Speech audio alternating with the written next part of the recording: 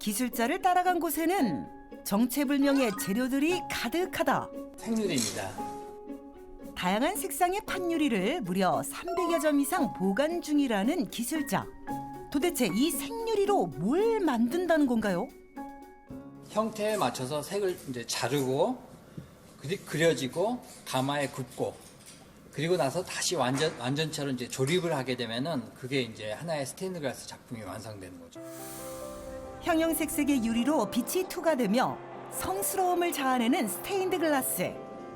유럽의 건축물에서는 오래전부터 사용되어 온 기법이다. 기술자의 손끝에서도 다양한 작품들이 탄생했다는데 20여 년간 갈고 닦아온 그의 실력을 입증하는 멋진 자태. 신미성은 물론 내구성까지 살려 제작했단다. 벽에 걸린 액자 역시 스테인드 글라스 기법을 사용한 것. 그는 스테인드 글라스에 어떤 매력에 빠지게 된 걸까? 스테인드 글라스의 별명이 빛의 미술과 영혼의 미술인데 이 스테인드 글라스는 한번 만들어지고 나면은 존재성이 영원히 보존이 되고 습도나 기온차, 태양열에 의해서도 절대 변색이나 변형이 되지 않습니다.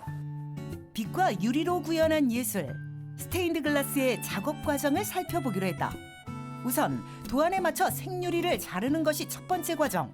선이 유리를 잘라야 될 부분들이죠. 현재 여기 보면 한 200~300개의 조각으로 유리를 다 잘라야 되는 거죠.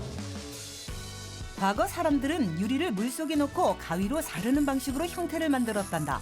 그에 비하면 특수도구를 사용하는 지금은 훨씬 작업이 수월해졌다는데 하지만 하나의 작품을 만들어내기까지는 여전히 많은 노력이 필요하다. 안전은 물론 효율적인 방안까지 고려해야 하기 때문 유리를 잘라내는 그의 손길이 특히나 조심스럽다. 이 생유리 자체가 워낙 가격이 높고 하기 때문에 최대한 맞게 이 잘려져야 될 형태에 맞게끔 잘 자르는 게 가장 중요하겠죠. 유리 조각을 들고 어디론가 자리를 옮기는 기술자. 작업실 한편에는 채색용 재료들이 가득한데 자세히 보니 일반 물감과는 다른 것 같다. 이걸로 이제 알료를 만든 다음에 그림을 그리고 가마에 굽기 위한 광물 안료인 그리잘리아를 칠한 유리는 가마에 굽고 나면 수정이 불가능하기 때문에 더욱 세심하게 작업해야 한단다. 채색을 마친 유리를 가마에 넣는 기술자. 가마의 온도 역시 중요하다는데 광물 안료가 유리에 완전히 달라붙게 하기 위해서는 600도의 온도가 필요해요. 600도 온도가 다다를 때까지 가마에 굽는 거죠. 유리의 형태가 변형되지 않는 적정 온도에서 굽는 것이 관건. 이렇게 안료가 완전히 착색된 유리는 비로소 수백 년을 잇는 생명력을 얻게 된다고. 이제 조각난 유리를 조립할 차례. 도면 위에 퍼즐을 맞추듯 채색된 유리 조각을 하나씩 올리면 이렇게 완성 작품의 대략적인 모습을 확인할 수 있다. 하지만 진정한 마무리 작업이 남아있다고. 다시 하나로 만들어야 되는 과정을 할 때 이걸 납선을 이용하는 거죠.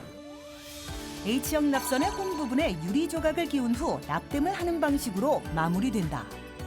멋있죠? 작업 과정 처음부터 끝까지 기술자의 손길이 닿지 않은 곳이 없는데 대형 작품의 경우 작업 기간이 2년 이상 걸리기도 한다고. 100년, 200년 뒤에는 어떻게 될지 모르겠지만 지금까지는 기계로 할 수 있는 부분이 하나도 없어요. 전부 다 손으로만 할 수밖에 없어요. 종교적 색채에 대한 편견을 깨고 활용 분야를 다양하게 넓혀가고 싶다는 기술자. 최근에는 도심의 시장에도 스테인드 글라스 작품을 설치했단다.